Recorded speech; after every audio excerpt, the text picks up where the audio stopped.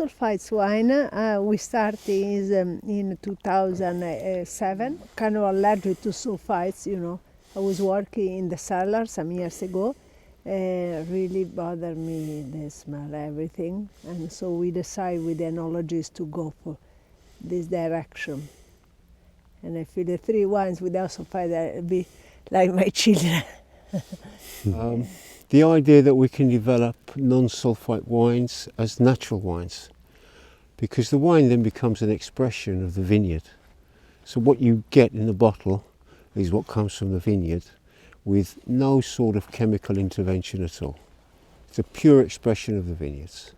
They're very straightforward, no? They're very, they should be. They're very simple, fresh and straightforward from the grape juice to the glass. So what this does actually, in effect, is that what you taste in the wine then imposes on us in the vineyards a way of working to develop the best grape possible.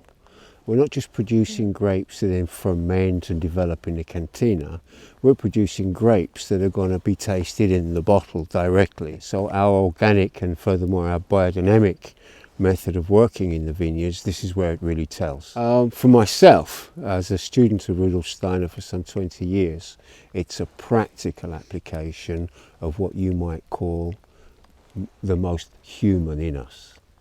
You know, it's a human way of working. And that would be it. It's a very deep way of working. One has to develop one's ideas and concepts quite strongly. And become, if you like, an intelligent farmer. And that would be biodynamic farming as far as the farmer's concerned. But then when it comes to the content of farming, one has to deepen one's ability to observe nature and understand what nature's saying and be receptive to nature's language.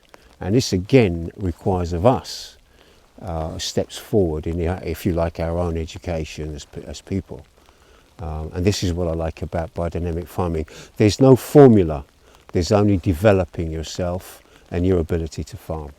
Tractors and horses, they're a world between the two. Tractors are in some respects necessary for big farms, but biodynamic farms are actually, it's a necessity to develop the capacity of animals and working animals on the farm. And you can feel everything about the working horse. You even know what he's going to think before he's thinking it. It's such a close connection. And then the actual, when you come away from the vineyards, the forest of the land, having worked together, the fact that together you're able to do the work is really satisfying. Really, you look back together on the work and it says, well done, you know, we did it. On a personal level, as far as agricultural method is concerned, it's very much to do with the quality of the land, the health of the land, as a farming culture. Good comparison is going to on the sea with the big yacht engine boat, that would be the tractor, or go with the sailing boat. I think you leave the sea much better with the sailing boat, no sound. There's a different relationship to the environment you are in. Yeah, that it's our task to develop the health of the land and not cure its illnesses. And I think that can give you an idea.